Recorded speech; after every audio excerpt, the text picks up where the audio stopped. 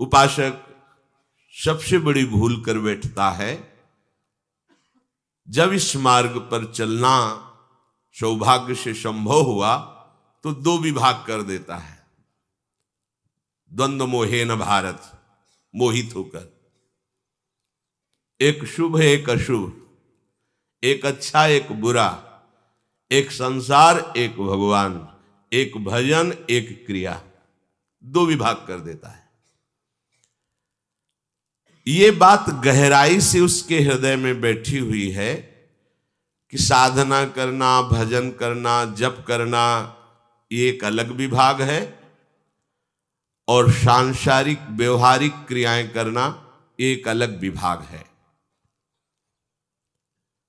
जो दो विभाग रखकर साधक चलता है वो द्वंद्वों से मोहित होकर परास्त हो जाता है।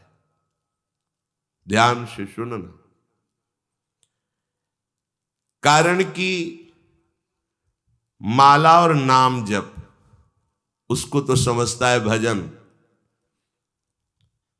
और जितनी क्रियाएं हैं उनको सब संसार की समझता है। बिगड़ गया साधन पथ, क्योंकि हमारी वृत्तियां संसार में ही पूर्व से लगी हुई है। वो दिखावे में माला चलाएगा, लेकिन एक एक वृत्ति प्रश्नवाचक है। जब तक उसका उत्तर नहीं होगा तब तक स्थिति नहीं आएगी।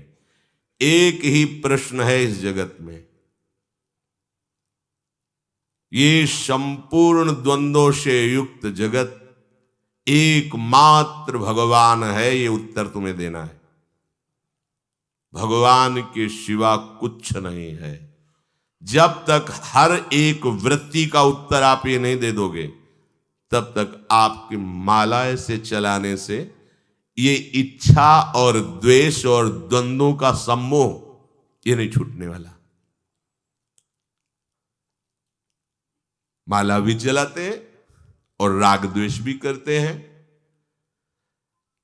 श्रम जनित शारीरिक क्रियाओं से तो बचते हैं, लेकिन असाधन जनित क्रियाएं खूब आराम से हो रही। ये बड़ा सूक्ष्म विषय है।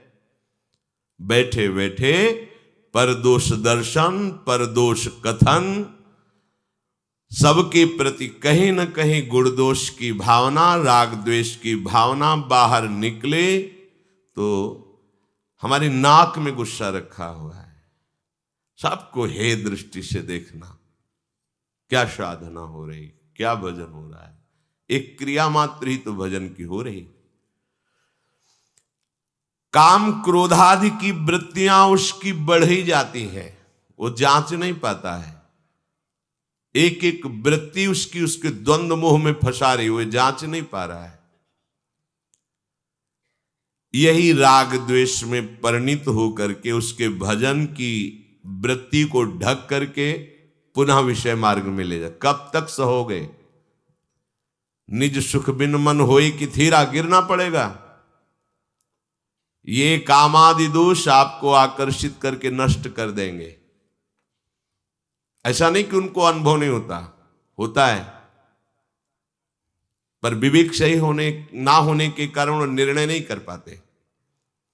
कर्मठ कठिन सशल्य नित सोचत शीस धुनंत, श्री हरिवंश जो उद्धरी सोई रस रीत सुनंत। सोई रस रीत सुनंत अंत अनसहन करत तब, जब जब जियन विचार सार मानत मन तब तब। छिन छिन लोलुप चित्त समुझ छाड़त ताते सठ, करत न संत समाज जिते अभिमानी कर्मठ। ये क्रिया प्रधान लोग जब थक जाते हैं तब फिर सोचते हैं कि कहीं गलती है हमसे। चलो संत सभा में बैठकर उस गलती को ढूंढते हैं। जब विचार करके देखते हैं तो लगता है कि हाँ ये बात सही है, मैं यहां गलत हूं। पर फिर क्रिया प्रधान वृत्ति होने के कारण, अहम वृत्ति जोर कसने के कारण, मनोनुकूल चलने के कारण फिर वो अनसहन करने लगते हैं, दूरी बनाने लगते हैं। क्यों ऐसा नहीं कर पाते? क्योंकि उनका आत्मसमर्पण नहीं है। क्रिया प्रधान, कर्मठ कठिन सशल्य नित सोचत शीस धुनंत, श्री हरिवंश जो उद्धरी सोई रस रीत सुनंत। सोई रस रीत सुनंत अंत अनसहन करत तब, जब जब जियन विचार तो सार मानत मनवन तब। पर छिन छिन लोलुप चित्त समुझ छाणत ताते सठ, करत न संत समाज जिते अभिमानी कर्मठ। क्रिया प्रधान मनमुखी आचरण और अभिमानी, ये दोनों एक ही बात है। अंतर से ये दो शब्द कहने को लग रहे हैं, लेकिन अंतर में देहाभिमान से ही मनमुखता की पुष्टता होती है।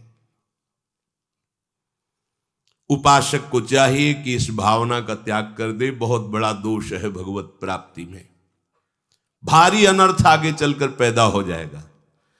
पर वो अनर्थ को अनर्थ समझे तब ना हो, तो अनर्थ को ही अर्थ समझता है, अनर्थ को ही सुख समझता है।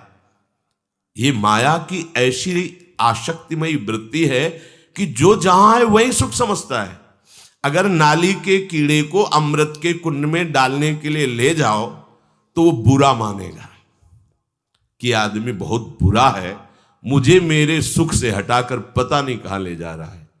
ऐसी ही कुछ दशा हमारी है। जब शास्त्र और संतों के वचन हमें सतमार्ग में प्रशस्त करना चाहते हैं तो हमारा मन बुरा मानता है। हम जैसे चल रहे हैं वैसे, हम जहां हैं बड़े सुखी, कैसे वो परम आनंद की तरफ बढ़े। क्योंकि जिस भोगा आनंद में, जिस क्रिया आनंद में हो, वहां से असंतुष्ट हो तभी आगे बढ़ सकते हो। असंतुष्ट हो, अपने भजन से असंतुष्ट हो। जितना भजन हो रहा है उतना नहीं, और आगे और आगे। भोगों में संतोष और साधन मार्ग में असंतोष, हर समय एक खिन्नता बनी रहे, तभी वो महाप्रेम रस को प्राप्त होता है। यहां जरा सा स्वप्न में कुछ आ गया, हल्ला मचाते घूमते हैं, हमें स्वप्न मिला। हाँ, कल एक उपासक कह रहा था कि कुछ समय से हम नाम जप करते तो हमारी दांती बंद जाती है और क्या क्या लक्षण लिखे। हमने कहा डॉक्टर से मिलो और दवाई लो, ये कोई भागवती की स्थिति नहीं है। हमने लोग बच्चापन से इसी मार्ग में लगे और पूरे गुरु कृपा से ईमानदारी से लगे, पूरा जीवन इसी में, कभी दांती नहीं बंधी है। सात्विक विकार प्रेम के जब आते हैं तब कुछ लक्षण वैसे होते हैं जो दिव्य होते हैं, वो पार्थिव। तुम्हारी दांती बंदी, तुम्हें होश है तभी तो तुम वर्णन कर रहे हो ना। क्या कहाँ हो, बंद करो ये सब नाटकबाजी, सच्चे मार्ग के पथिक बनो। जरा सा कुछ, अरे शरीर में कुछ ऐसे पदार्थ है जिनकी कमी हो गई तो तुम्हारे दांत बंध जाता है, तुम्हारा शरीर कांप जाता है, तो उससे भागवती की स्थिति समझते हो। एक स्थिति होती जब प्रेम का विकार आता है, शरीर कंपायमान हो जाता है, प्रश्वेद पसीना पसीना छा जाता है, विवरण रंग बदल जाता है, अश्रुओं की धारा बहने लगती है, आनंद में लबालब डूबने लगता है। वहां प्रश्नवाचक चिन्ह थोड़े खड़ा होता है। अनुभूति के मार्ग में चलने के लिए बहुत, अभी विषय त्यागे नहीं, देह भाव छूटा नहीं, मान सम्मान की प्रियता गई नहीं और प्रेम के विकार आ गए। बहुत सावधानी की जरूरत है। मनी राम पता नहीं कब सिद्ध बन जाए और पता नहीं कब विषय बना के कहां ढकेल दें। इसीलिए गुरुमुख की आवश्यकता है, डॉक्टर की आवश्यकता है, परीक्षण होता रहे। पर ये इतनी कड़वी दवा है कि वही सह सकता है जो साधक है। सचिव वैद्य गुरु तीन जो प्रिय बोले भयास, राज धर्म तन तीन कर होय बेगही नाश। यदि गुरुदेव शिष्य के अनुकूल बोले, शिष्य के मनोनुकूल बोले तो शिष्य का नाश हो जाएगा। वैद्य मरीज के अनुकूल चले तो मरीज का नाश हो जाएगा। मंत्री राजा के अनुकूल बोले ठकुर सुहाती तो उस राज्य का पतन हो जाएगा। मंत्री को ठीक मंत्रणा देनी चाहिए, गुरु को ठीक उपदेश देना चाहिए। वो अनुकूल है प्रतिकूल तू देख। तस्मात् शास्त्रम प्रमाणम, अनुभूति और शास्त्र प्रमाण से युक्त वचन। मनमानी आचरण बिल्कुल त्याज्य है परमार्थ में। एक कदम भी चलो, तस्मात् शास्त्रम प्रमाणम, शास्त्र प्रमाण। ये मत सोचो कि हमारा ये भागवतिक कार्य है, नहीं, उसमें अहंकार रूपी जहर मिला है, वो ठीक अमृतत्व को नहीं प्रदान करेगा। श्री भगवान कह रहे हैं राग द्वेष चित्त में रखते हुए हम जो भी साधना करेंगे वो जगत की प्राप्ति कराने वाली होगी। ये राग द्वेष ही जन्म मरण का हेतु है। इच्छा द्वेष समुत्थेन द्वंद्व मोहेन भारत सर्वभूतानि सम्मोहम। एक दो नहीं, सर्वभूतान सम्मोहम सर्गे यान्ति परांतप। यही जन्म मरण को सबको जबरदस्ती करा रहा है। कौन? इच्छा माने राग और उसका परिणाम प्रतिकूल होने पर द्वेष। यही सर्वभूतानि सम्मोहम। अब हमें द्वंद्व नहीं रखना है, हमें निर्द्वंद उपासक बनना है। जिसको साधना में, भगवत प्राप्ति में बहुत शीघ्र ऊंचाई पर चढ़ना हो, उसे चाहिए कि चाहे सांसारिक कार्य श्रम युक्त हो, चाहे भागवतिक कार्य श्रम रहित हो। क्रियाओं में भेद हो सकता है, तुम्हारे भाव में भेद नहीं होना चाहिए। दोनों क्रियाएं परमार्थिक और व्यवहारिक मेरे आराध्य देव की प्रसन्नता के लिए, किंचन मात्र फर्क नहीं होना चाहिए। चाहे हमको नाली साफ करनी हो या श्री जी के श्रीअंग में इत्र लगाना हो, दोनों सेवाओं में बराबर भाव होना चाहिए।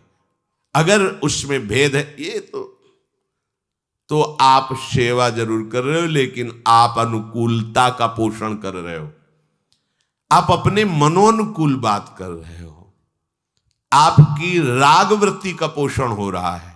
उधर घृणा वृत्ति है, द्वेष वृत्ति है, त्याज्य वृत्ति है। नहीं, कोई भी सांसारिक कार्य कर रहे हो उसमें तुम्हारा भागवतिक भाव होना चाहिए। कोई भी परमार्थिक कार्य कर रहे हो उसमें आपका भागवतिक भाव तो है ही। अब जो सांसारिक कार्य भी भागवतिक हो गया तो द्वंद्व नाम खत्म हो गया। संसार का जो विषय भोगने वाला हरि विमुख है, यदि वो सांसारिक कार्य करेगा तो संसार का भाव तो रहेगा ही, पर परमार्थिक कार्य करेगा तो भी संसार का भाव उसमें रहेगा। मेरा अमुक कर्म बन जाए अमुक, उसका साध्य होगा संसार। ध्यान दीजिए। और जब भागवतिक कोई भगवत प्राप्ति के लक्ष्य वाला साधक सांसारिक क्रियाएं करते दिखाई देगा तो उसका भागवतिक भाव होगा। परमार्थिक क्रियाओं में तो भागवतिक भाव है ही, पर वो सांसारिक कार्यों को भी भागवतिक भाव बनाएगा। इसलिए उसको कोई भी द्वंद्व सम्मोहित नहीं कर सकता। सर्वभूतानि सम्मोहम, पर भक्त को नहीं, भगवद आश्रित को नहीं, क्योंकि उसने जितनी चेष्टाएं की वो सब प्रभु के लिए, प्रभु प्रसन्नता के लिए, भगवत भाव रखकर।